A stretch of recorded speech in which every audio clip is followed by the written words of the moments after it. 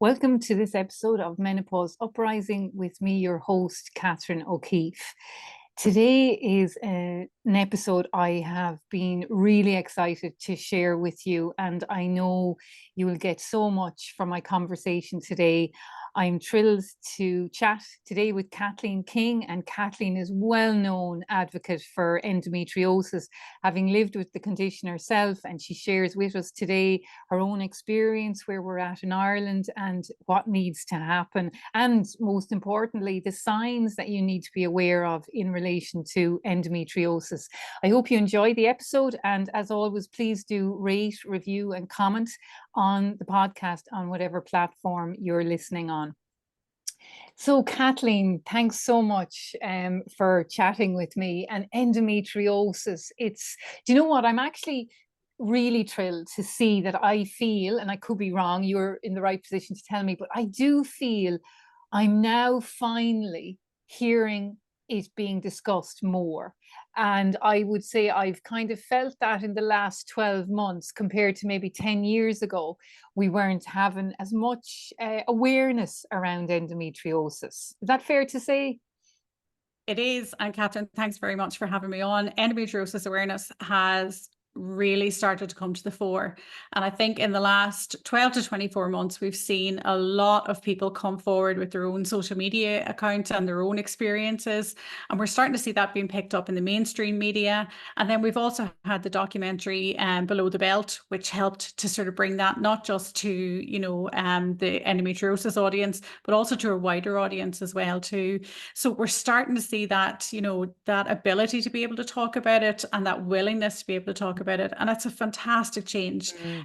We've had the Endo March there recently, and I always tell the story, the first Endo March that I tried to organize back in 2013. So I sent out a poll to people and I was like, well, we should do an Endo March as part of the international event. Where will we do it? Would you like to take part?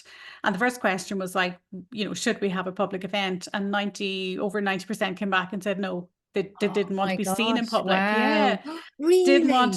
Didn't even, we had so many people saying, look, I can't follow the social media pages, or I don't share articles because maybe my family doesn't know how much I suffer. It's quite embarrassing. Maybe my work colleagues don't know that I've got fertility issues, and people felt that it was so private and so shameful and so deeply personal. But fast forward now 10 years and we have people making their own Instagram accounts, their own video reels, they're on TikTok, they're chatting about it. They're, if you look for somebody for a media article now, it's so much easier. So there's definitely been a shift. But then the counter side to that is you do have a lot more misinformation now coming out because not everybody's taking the time to research the facts alongside their own personal story, unfortunately. And misinformation, I mean, yeah, like misinformation is so dangerous, isn't it? Because I see that on social media in relation to perimenopause, menopause, and I see it from the point of view of I see misinformation. But what I also kind of see, which I think is very dangerous, is people who are not medical, people giving advice. And that's also very dangerous because, I think it's very, very important for any condition or any, chapter, depending on the severity, like with menopause, I think it's really important that you've got the right medical advice and doctor working with you.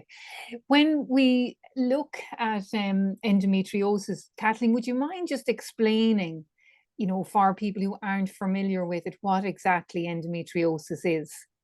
Yeah, endometriosis is a chronic inflammatory disease that tends to be quite progressive over time, predominantly affects women. So we estimate that 1 in 9 women live with symptoms of endometriosis. And it's sort of characterized predominantly by pain.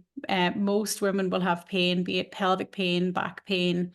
Some women will experience infertility as well. It's one of the leading causes of infertility. But it's again important to know that not everybody with endometriosis will experience infertility. But the condition then sort of is defined by where you've got particular types of cells that sort of take up in different parts of the body. And it's thought that we're believed to be born with these cells in place. And then an event such as puberty or a hormonal shift activates these cells, and they're fueled by estrogen and progesterone to a little bit. They can also create their own estrogen as well too, which is very interesting.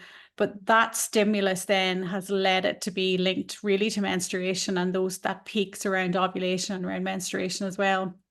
So we now know with, I suppose, research over time and people talking about it, that it's not just tied to menstruation, it can be a whole body disease.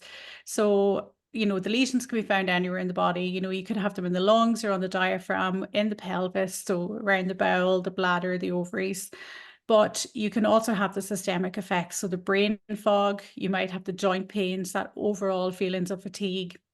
You get your sort of, classic links then to things like bowel symptoms, you've migraine, you've got a lot of things sort of going on there together as well. And some people, like, they're in pain 24/7. Like, it's quite a difficult condition to live with.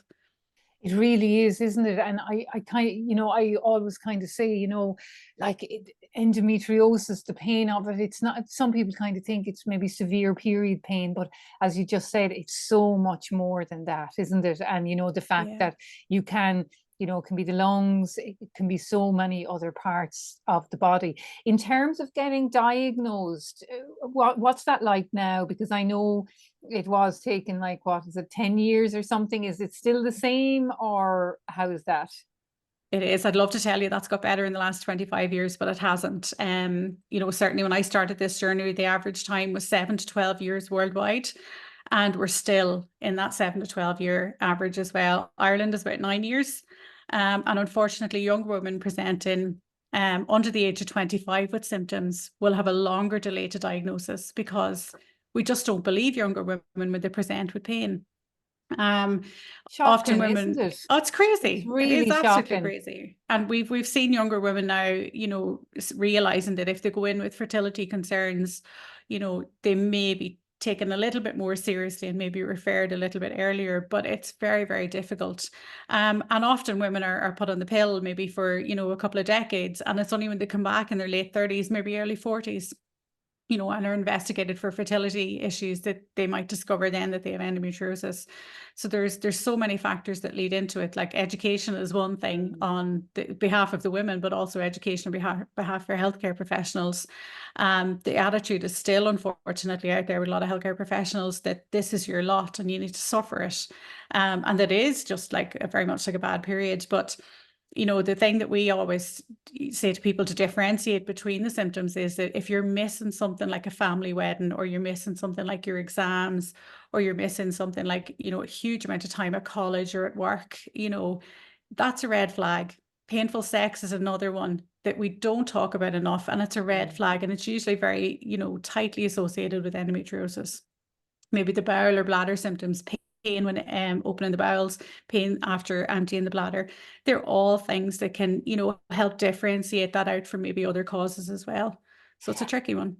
And do you think, in terms of, let's say you are maybe your late teens, your early 20s, and you're going to your doctor, and you're like that, maybe you're missing family events, or you're missing exams because of the severity of the pain. Do you think, is it the education piece now that needs to change first, so that doctors actually listen to that 20-year-old who's saying, listen, there is something wrong here? Is that down to education, or where else do you go? Yeah, it's really difficult. And I think we've got a multi sort of phased approach to this one. We need to look at, empowering women with the information to recognize that something's wrong. Because if your mum and your aunt and your grandmum also had very, very painful symptoms, you may not recognize that this is abnormal, first of all. And this is where we have a schools project called MISHRE, which is in pilot at the moment. And that's where we're going to educate teens about endometriosis, and to look out for symptoms that might be abnormal. The other side that then as well is when you go into your GP, you have a very short appointment, and they are being bombarded with symptoms that may be quite vague. It may be that you only have very severe fatigue, or you may have back pain that radiates down your leg. There's a lot of things that cause that. The bowel upsets are usually put down to IBS or put down to poor diet. So often it can be very different, difficult to differentiate that out. And this is why we try and get the red flags across, start to ask the questions in that short space of time. but the lack of objective evidence at primary care is very difficult. And I'm involved in a research project at the moment that is trying to develop a wearable device that will help collect data from the body, use an AI as well, combined with the person's symptoms to help diagnose that, within a period of 3 months, as opposed to somebody having to go back to 9 doctors over 9 years. So that would be a game changer. And then you have the bottleneck then with the HSE, and where you get referred to the gynecologist, and the waiting list could be 4 years. So you've got so many roadblocks along the way. And then, of course, the big thing is like, I mean, the biggest roadblock is if you feel you're not being listened to. If you feel that, it's kind of like, even in your own head, it must be like, is this in my head? Why am I, why is this happening to me? And then particularly if you're not, if you don't have anyone who's kind of saying, well, listen, there's a high chance it's endometriosis or X, Y, or Z. And Kathleen, am I right in saying a blood test isn't of any benefit to you at all? No, we've got no non-invasive tests at the moment, so no blood tests. Some ultrasound or MRI in very specialist areas and very specialist hands as well can identify endometriosis, but only in its very large form. So when it's there as cysts or very large nodules, which is only about 20% of endometriosis patients. For those with peritoneal, very superficial disease, that's not going to be detectable, and we don't have enough of those skilled people in this country to do that. So you're really talking about surgery for diagnosis. So you're going in for keyhole surgery to look into the pelvis, identify the disease, and then remove it if possible. So you can see now where the delays come in. You've got your general anesthetic, it's a day case, there's only so much they can do in a day. And we all know that women's health and gynecology is the first thing to be cancelled once we have either a winter surge, EDs are full, the hospital's busy. And unfortunately, women's health gets pushed so far down the list, And I think, the one thing I've seen over the last 25 years that hasn't changed is that as women, we're not treated as reliable witnesses to our own suffering. If I say I'm in pain, I really do have to justify that. Whereas I know if a male counterpart of the same age goes in and presents in pain, they're going to be given pain relief straight away. And like you find that with women, we have to fight to justify our symptoms and to find, to get somebody to believe us, I think is always very difficult. And I'm not seeing a quick enough change in that, unfortunately.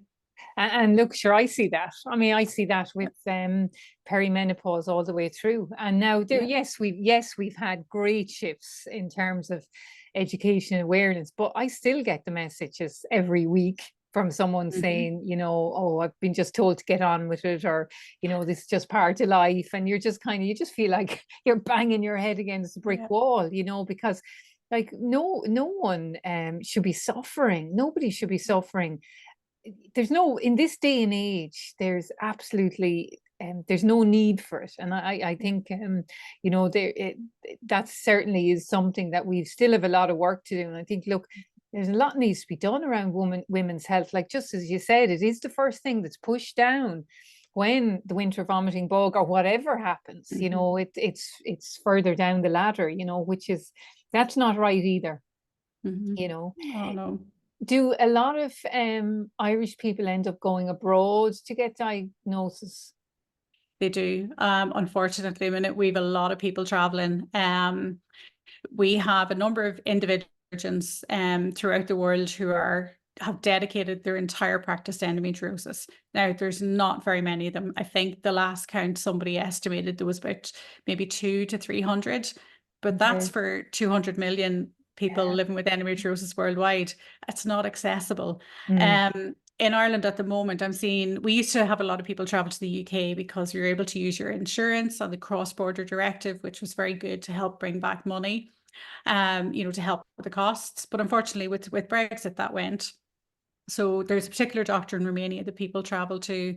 There are some doctors in Austria and Germany, the Czech Republic, and Greece. And, we've had patients who have traveled to Dubai and also to the US as well for surgery. So, like, people are investing a huge amount of money. They're remortgaging the house. They're taking money out of savings. They're taking big loans. Now, the only thing is with expert surgery and with somebody who has dedicated their life skills to doing this and is using excision, you have the chance of really improving your quality of life. We have no cure for endometriosis. All you can do is remove the disease as best you can, and then you start adding in all your little bits. And it's a bit like menopause and perimenopause, where you need to take in all the factors. So you've got your lifestyle, you've got all that's going to help with that as well. For us, it's pelvic physio, you know, the dietary side, nutrition side is very important. Pain management maybe as well, if you're left with residual pain. So there's lots of things that feed into it, but it usually, the first step is usually starts with excision surgery. Yeah, and it's like so difficult having to go abroad. I mean, look, like I see that a lot, obviously with endometriosis and also fertility, like it's a shame. Like there's a lot we can do, there's a lot we should be doing here, so that you don't have the added stress of having to go somewhere else, And Kathleen, would you mind just sharing a little bit about your own story, your own experience? Yeah, for me, I suppose now I'm living with symptoms for 35 years. So when I had my first period, I ended up in horrendous pain and a very serious amount of bleeding. I was very, very quickly became iron deficient. And at the age of 12, even though I was quite medically minded at the time, because I knew I wanted to work in medicine, I knew that was where I was going, and I had read so much about menstruation. I'd read, home medical textbooks and things like that. And I was going, this just doesn't seem right. So by 14, I'd actually self-diagnosed. And I had found the word endometriosis. I was delighted with myself because I was the business. I was over to the GP, exactly. And the GP more or less went, get out, you're not over 30, get out. And then that was grand. So I spent 2 years fighting with her to get pain meds. And after 2 years, then I was nearly 16, and she was like, you're just looking for the pill. And I was like, if the pill's going to help with the bleeding and the pain, I'll take it, but I'm not looking for it in the way that you're implying. Yeah. So she made me get a letter signed by my parents. And I got that. And I went through, I think, every shape and form and brand of the pill and got nowhere.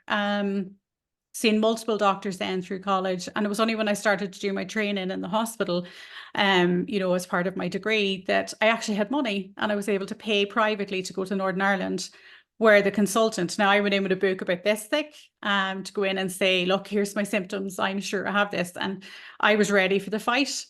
And he just flicked through 2 pages and he went, oh no, you definitely have it, we'll do the surgery. No fighting at all with him. And so that must have been sorry, Kathleen, that must have been kind of a liberation, that just someone who's huge. Finally listening to you. Huge. And I was pure lucky because one of the people I had met when I moved up here was a nurse, and she had great experience with this particular gynecologist. And she said, look, if he can't help you, nobody can, and to be believed at that first appointment was unbelievable, because I'd spent the previous 9 years fighting with so many people and being told I was overdramatic, I had a low pain threshold, I was catastrophizing, I wanted to get out of school, I wanted to get out of college, I wanted to avoid things in life. So it was a huge relief. And then to have the confirmation that surgery was massive, it was great. But unfortunately, I've had 8 surgeries, the majority of which were outside of Ireland. My last surgery was excision, and that was 6 years ago, and my life totally changed with that, and totally changed for the better. The previous surgeries were a combination of ablation, because that was what was done at the time. And the 2 previous to the one I've my last one, were presumed to be excision, but when my surgeon, the expert surgeon, went in for the last surgery, he found endometriosis that had never been removed. And that has led to long-term nerve damage, unfortunately. So I do live with chronic pain, but I've had a 95% pain reduction, which has been amazing. It has been absolutely life-changing, but it was a long battle to get there. And I think along the way, you sort of realize that we've very little treatment options for women. Like, even you're forced into choosing between your quality of life and fertility, because most of the drugs that you're taking to suppress your cycle, you can't get pregnant on, or if you're taking very heavy pain medications, it's not going to work with somebody who's gone down the fertility road. And I've really seen that, because once I was diagnosed, I started into advocacy and volunteering and helping And I realized that apart from the education level, you know, and not just of clinicians, but in women themselves, along with the treatment options that we had, were so limited that something had to be done, you know, and slowly we're starting to see change, but again, very slowly. Gosh, that's some amount of surgeries, isn't it? Like Yeah. 8 surgeries. And did you say all of them were out of Ireland? The majority of them were, I had 2 within the Republic of Ireland. The majority then were UK, and my last one was in Atlanta in the US. US. Wow. Yeah. Okay. So And big that journey was over. that has been your most successful one. It has. It has. He removed all of the endometriosis from my bowel, my bladder, all the pelvic side walls. I also had my fallopian tubes, my uterus taken out as well because I had adenomyosis as well. And I lost my appendix. And what else was in there as well too? There was just all the endometriosis that he was able to find, he took out. Gosh. Yeah, it was crazy. And like every surgery prior to that, I'd been told that I had very minimal endometriosis and that there was nothing really left there, you know. So to go in and find so much of it and then to have that amazing relief afterwards was proof, I think, as well too, that, you know, you do have to trust your own body. You have to trust yourself, basically. Yeah. And even 100%. me, knowing what I know, had started to lose that, you know. So And did you find, like, after the surgery, was it kind of, you know, a few days afterwards, or was it weeks afterwards where you started to feel better? it was literally hours. When I went into my Gosh. surgery, yeah, I was taking Gosh. 2 high strength opioids. So I was taking the equivalent of 385 morphine equivalents every day. Oh, Um, Kathleen, my it gosh. was crazy. I don't know how I was functioning. I was And just going to say that, like, yeah, how did you keep life going? I know. I think through time you probably get used to it and you find ways around it, you know. But when I think back on it now, like I couldn't have been functioning. I couldn't have been safe, like, you know, and thankfully my partner done all the driving and done all the bits and pieces like that, probably knowing that I wasn't going to be the best. But no, within hours of the surgery, they come in and they woke me up at about 3 a.m. They said, "Look, we need to get you up for a walk." And I was like, "Oh, yeah, no problem. I'll get up." And I was expecting to feel bad and feel pain. But they got me up and I walked down the corridor and I was like, what's going on? I feel like I've done like 1,000 sit-ups, but I don't feel like I've had surgery, you know? And then I was like, oh, hang on, my pain's gone. My pain that's been there since I was 12 is gone. Oh my gosh. And the nurses were laughing. They just thought this was amazing. They were like, oh, it's the pain meds. And I was like, no, the pain's gone. So after, like, you know, even having the uterus removed and having the big, massive surgery, the following day I was out walking around, you know, I was able to do small walks around the hotel, and, you know, those walks got bigger day by day. And so much so that I actually had to set alarms to remember to take my pain meds, because I had gone from such a high level of pain down to surgical pain, which is a totally different and manageable pain altogether. Wow. Crazy. And do you still have some residual pain from, you know, particularly the number of surgeries and, you know, internally and everything? Yeah, I have some nerve damage from a combination of the previous surgeries, and just that the endometriosis was left sitting on a nerve for so long. So that nerve damage then does cause pain. Now it flares up, you know, quite badly every now and again, but it's totally manageable. I do take a very low dose of opioids every day, as part of my management with my pain team, and that at the minute gets me through. So for my surgery, the surgeon felt he could offer me about a 70% improving in pain quality.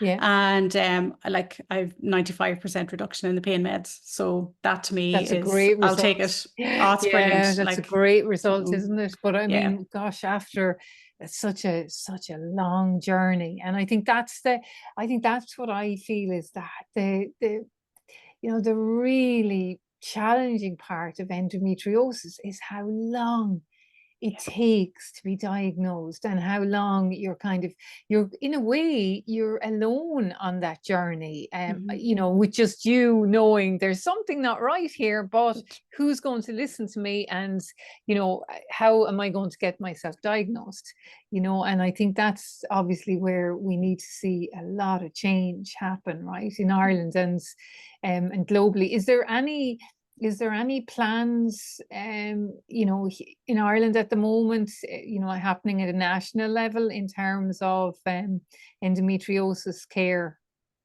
Yeah, the government had announced an endometriosis framework over 12 months ago now, where they were going to try and upskill surgeons within regional hubs, and then having 2 to 3 sort of, you know, super centres at which endometriosis is treated.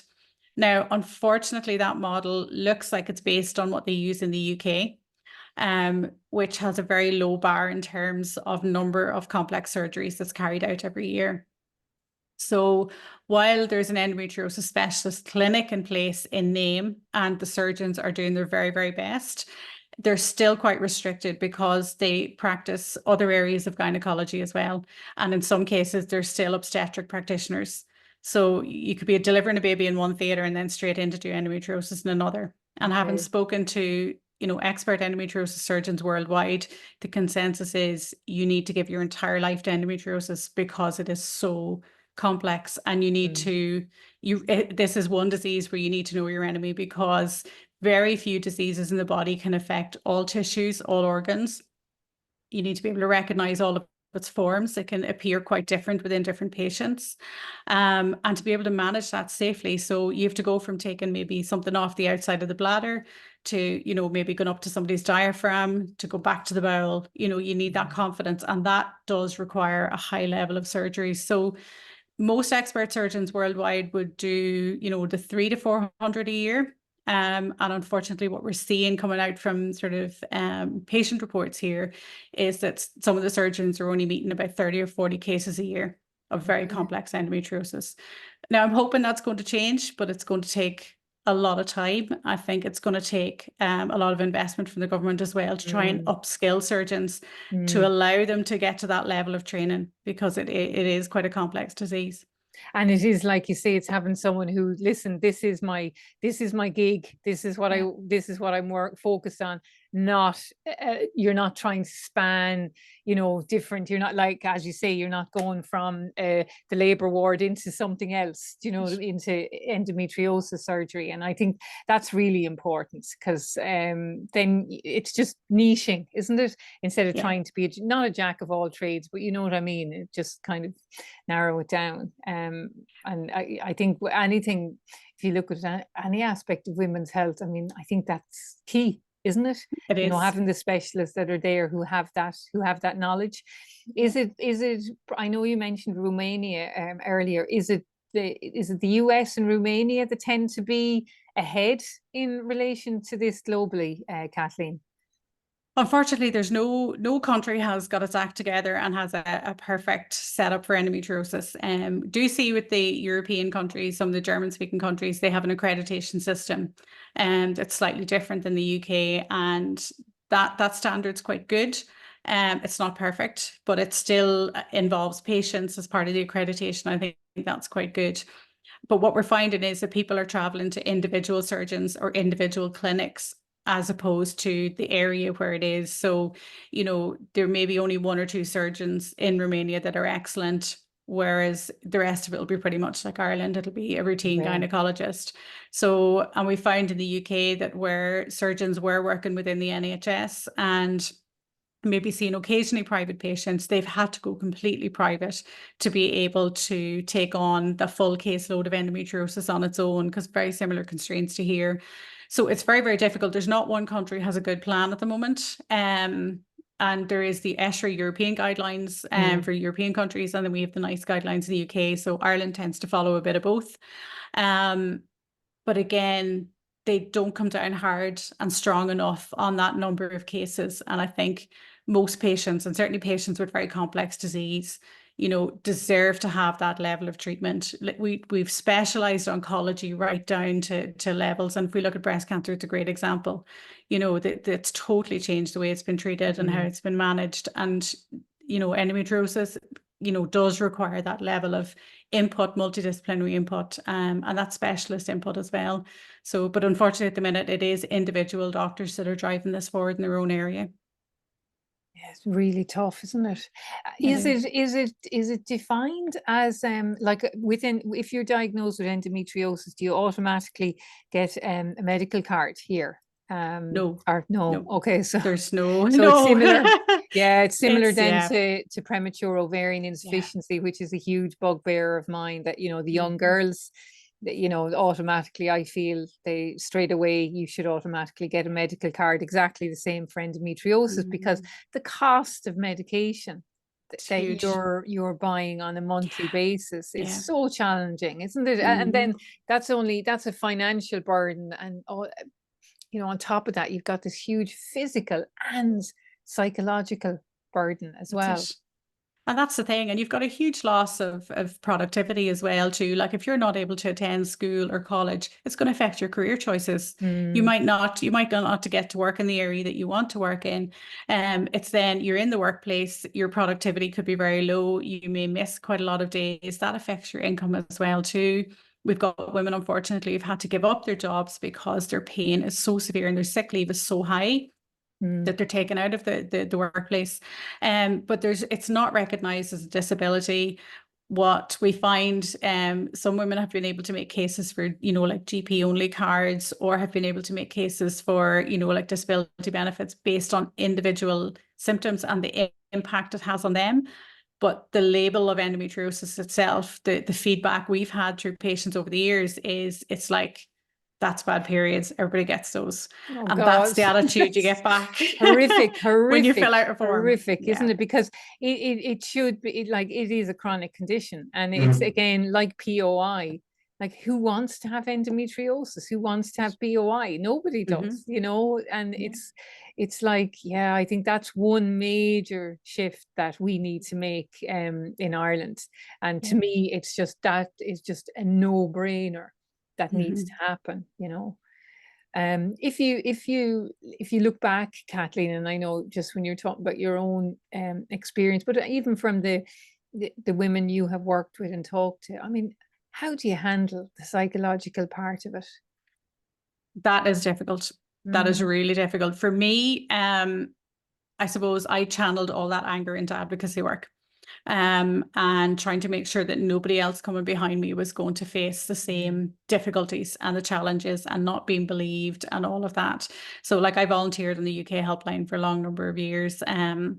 I ran the Irish Association for a good number of years as well too.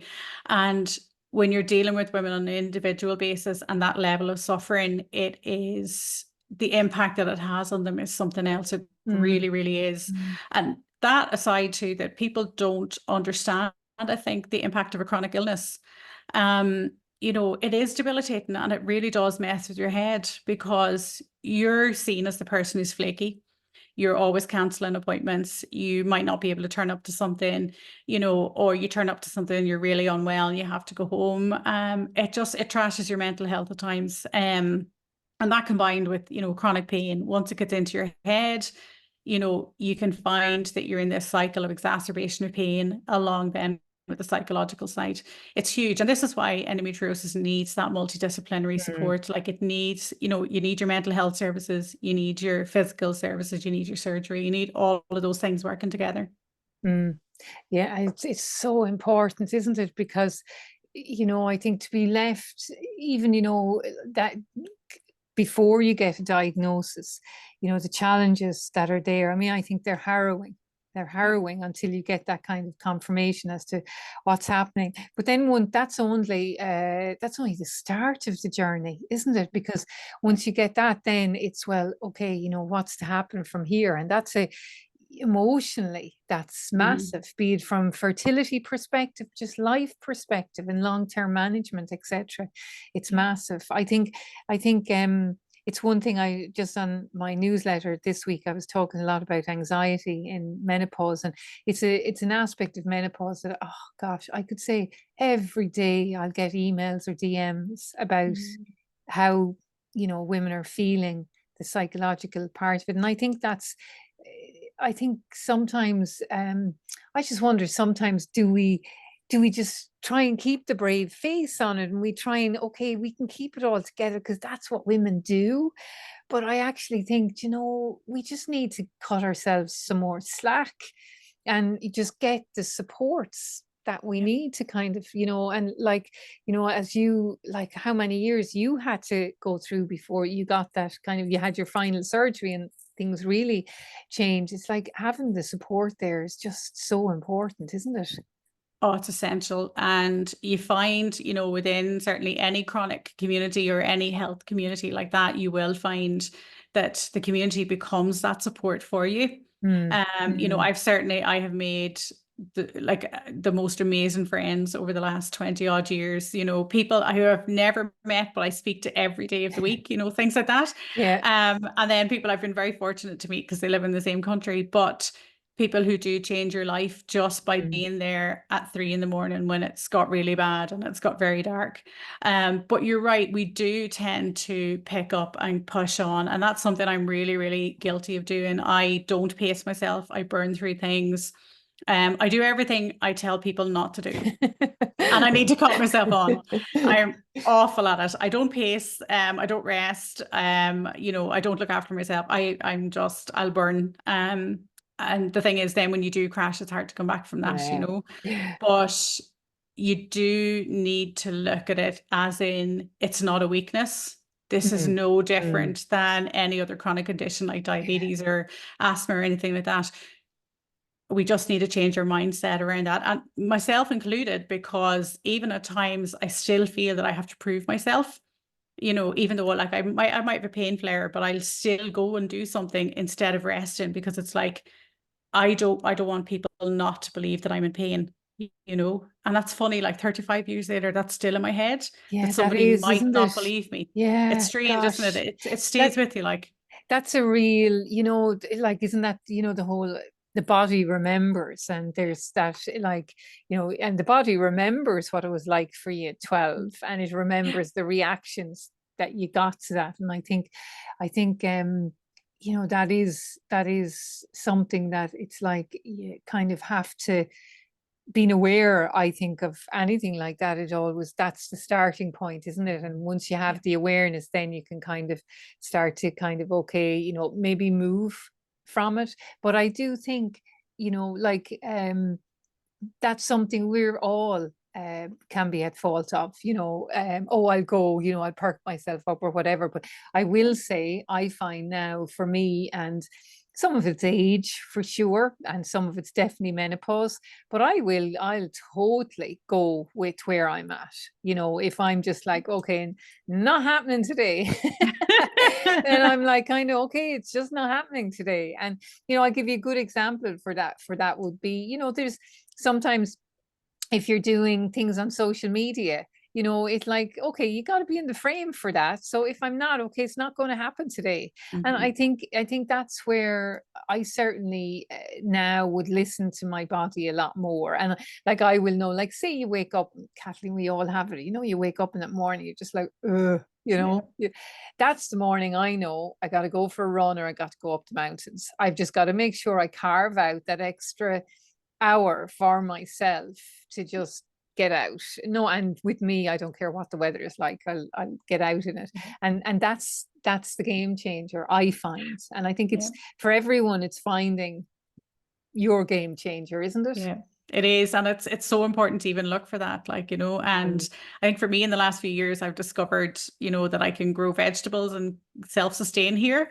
And that has been amazing. I have to say, it has been a lifesaver, where there's been days I've come in from work really stressed, or things have piled up, and I'm just like, I'm going to the polytunnel, don't come looking for me, the phone's not coming, and like that has been good. So maybe I am learning. Do you know what, that's probably perimenopause kicking in now and making me a bit more sensible at this stage. I'd say you are Yes. learning. And I do, that's where I always kind of say, that's where we have those little snippets of opportunities that do come with menopause. And I will argue, yes, there's an aging, the wisdom, all of that, it all kind of collides together. But you just become more settled, or that bit firmer in knowing this is good for me now, or this isn't, or X, Y, or Z. And I find great solace in that now. And I can look back at different situations, different relationships, friendships, etc., and you kind of your view is different, or my view is different, in terms of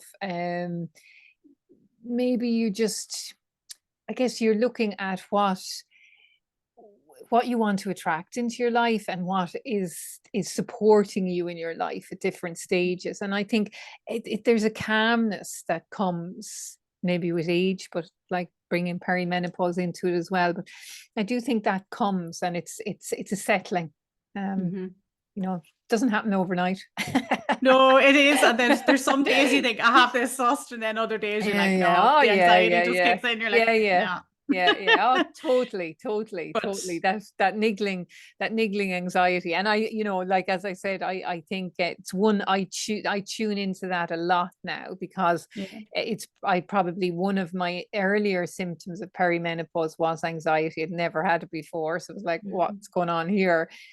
And got through that. But I would be very conscious now of when I start to see anything rear its head.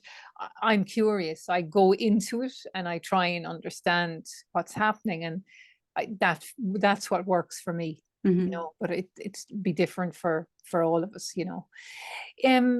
We sidetracked there. Sorry, that was me. I don't know what polytunnel I went down there. Oh, you were way down that one anyway. Yeah. If you were to give someone advice who thinks maybe they have endometriosis, or what those key red flags are, what they can do, what is that? I think the first thing is, have confidence in your symptoms and have confidence in yourself. So believe what's happening to yourself, and start writing it down. There's loads of menstrual apps. There's loads of symptom tracking apps. There's the good old pen and paper, which some people like. And it's quite nice because you can sort of flick through things and see what's going on. But anything that's going to show you a pattern is really important. Because the first thing a clinician is going to look for is that pattern. Is this happening every day? Is it every week? Is it with your cycle? Those things are important. Start looking at some of the symptoms of endometriosis online. So that could be, pain after emptying your bladder. It could be shoulder tip pain. It could be pain when emptying the bowels, or blood when you empty the bowels as well. It could be pelvic pain, lower back pain, pain that travels down the leg, heavy bleeding, heavy menstrual bleeding, and that sort of chronic fatigue. Migraines are linked as well too. And what we do see in, I would say, almost every woman I've met with endometriosis has a thing called endobelly. So much so that I can nearly diagnose people with it. And it's a type of bloating where you literally can go, you could be standing here chatting to me now and my belly will just swell out of nowhere. And that inflammation, and we don't really know what causes it, other than that it's an inflammatory thing. And normally when somebody's pain is very high, or they're about to go into a flare, you see this endobelly. And it's led to that horrible thing where people come up and congratulate you for being pregnant when you're just having a bad flare day. Oh God. But yeah, that is, and like, believe me, like for me, who's not even gone down the fertility road, that has come up so often, and it ends up being funny. But I think it's recognizing the symptoms, getting them written down, go to trusted sources of information as well too. Like, so, we've got endowhat.com, we've endometriosis.org as well, are two very good sites for information. And, have a look at that, speak to other people, but make that appointment with the GP and go through the things, ask for a referral. And if there's a family history of endometriosis, that's so important, because if you have a first degree relative who has endometriosis or suspected endometriosis, you're 7 times more likely to be diagnosed. Okay. And I know when I chat to women, especially in their 30s, they're sort of looking at me going, oh, but I've always had bad periods, or they've never been that bad. But when you drill down into it, you find that 70% of teens who've had severe pelvic pain, during that teenage years, like, especially associated with menstruation, go on to be diagnosed with endometriosis. So we've gone from a disease where I was told you need to be over 30 You know, we now know, like, we're born with the disease, it's there in place, something kicks it off. And like, I have young women who are now traveling for surgery, you know, they're 14, 16, 18 years of age. I've also had a woman recently enough who's only just been diagnosed in her 50s. So it's never too, you're never too young, never too old. Yeah. But I think the main thing is you really do need to trust yourself, advocate for yourself. And if you're not being listened to, and I know in this day and age it's very difficult because GPs are getting very rare, you might need to change your GP, you know, or somebody else within the practice even to be listened to. But it's getting that first sort of step as well too. And I hope, you know, Catherine, we have this conversation in maybe 5 years' time, that we will have a device available. We'll have a home diagnosis or an in-surgery diagnosis where we won't have to go through a laparoscopy to show that this disease is here.